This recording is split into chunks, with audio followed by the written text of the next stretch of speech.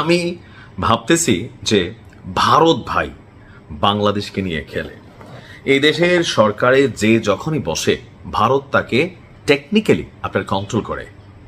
ইতিহাসে নজিরবিহীন এক সিদ্ধান্ত নিয়েছে ভারত। আর এই সিদ্ধান্তে যেহেতু সরকারে এই মুহূর্তে বিএনপি সরকার আসীন আছে, সো এটার একটা চাপ এই সরকারকে আসলে মোকাবেলা করতে হবে। যদিও এটার সাথে সরকারের কি আসলে কোনো রকম সক্ষতা রয়েছে, অথবা এখানে কি কোনো রকম চুক্তি আছে, নাকি ভারত তাদের গায়ের জোরে এই কাজগুলা করছে? উত্তর হচ্ছে ভারত বরাবরের মতন গায়ের জোরে এক অদ্ভুত সিদ্ধান্ত নিয়েছে। বাংলাদেশের সীমান্তবর্তী যে সকল নদী আছে, নদী এলাকায় কাঁটাতারের বেড়া দেওয়া কঠিন, কারণ নদীর মধ্যে আপনি কাঁটাতারের বেড়া কিভাবে দিবেন? তো সেখানে অবৈধ অনুপ্রবেশ এবং চোরাচালান দুই দেশ থেকেই ঘটে। এইটা ঠেকানোর জন্য কুমির এবং বিষধর সাপের মতন শিকারী প্রাণী ছাড়ার একটা পরিকল্পনা গ্রহণ করেছে ভারত। একটা বিতর্কিত পরিকল্পনা। মূলত এসব দুর্গম এলাকায় অনুপ্রবেশকারীদের জন্য প্রাকৃতিকভাবে বাধা তৈরি করতে এমন প্রস্তাব করা হয়েছে। আসলে কি এটা কোন একটা দেশের সীমান্তের সাথে এটা চলে? কুমির কি চিনবে কে অনুপ্রবেশকারী? কুমির কি চিনবে কোনটা চোরাচালানকারী?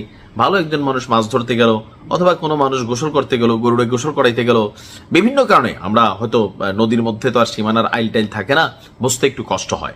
তো সেই ক্ষেত্রে কি কুমির বাইসা বাইসা খাবে? আপনি দেখেন এই যে এই সিদ্ধান্তগুলা, এটা যদি আওয়ামী লীগ সরকারের সময় হইতো আমরা প্রচুর গালাগালি করতাম যে দেখো আওয়ামী লীগ তোমরা ভারতের সব দিছো, বউ জামাই সম্পর্ক, এখন কি দিল আসলে। তো বর্তমানে বিএনপির সাথেও ভারতের একটা ভালো সম্পর্ক আছে, কিন্তু এই যে ভালো সম্পর্কটার মধ্যে হুট করে আপনার এমন একটা সিদ্ধান্ত তারা বাস্তবায়ন করার চেষ্টা করছে, এটা আসলে কতটুকু যৌক্তিক? কোনোভাবে এটা গ্রহণযোগ্য না। বাংলাদেশ সরকারের উচিত যে এটা নিয়ে খুব শক্তভাবে প্রতিবাদ করা। আওয়ামী লীগ সরকারের সময়ও এমন অনেক ঘটনা ঘটেছে, তখন আমরা শুনতাম যে আমাদের তারা চোর ডাকায়। তো আমরা আশা করি নিশ্চয়ই বিএনপি এমন ধরনের বক্তব্য দিবে না। বাংলাদেশের সাথে ভারতের প্রায় 4096 কিলোমিটার দীর্ঘ আপনার সীমান্ত অত্যন্ত দুর্গম ভূখণ্ডের মধ্য দিয়ে গেছে। ভারতের কেন্দ্রীয় সরকার দেখছে যে এই সীমান্তের কিছু অংশে কোনোভাবেই কাঁটাতারের বেড়া দেওয়া সম্ভব নয়।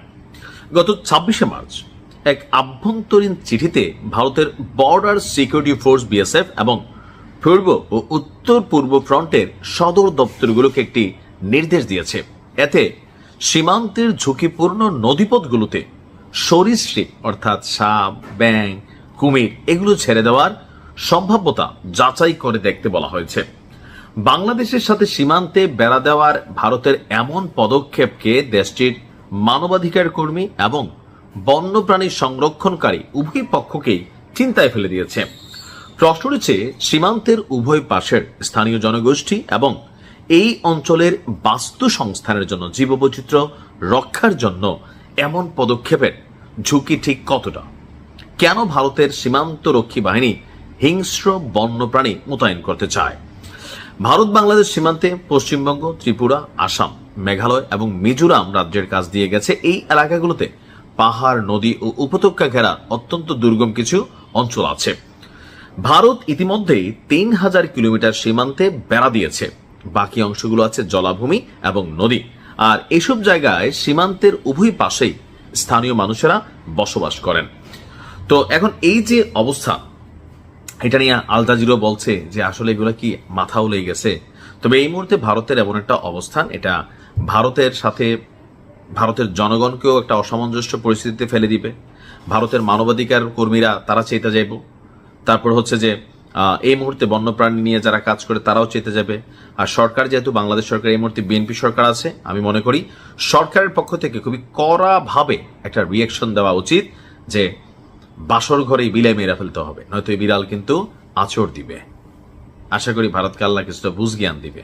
ভালো থাকুন।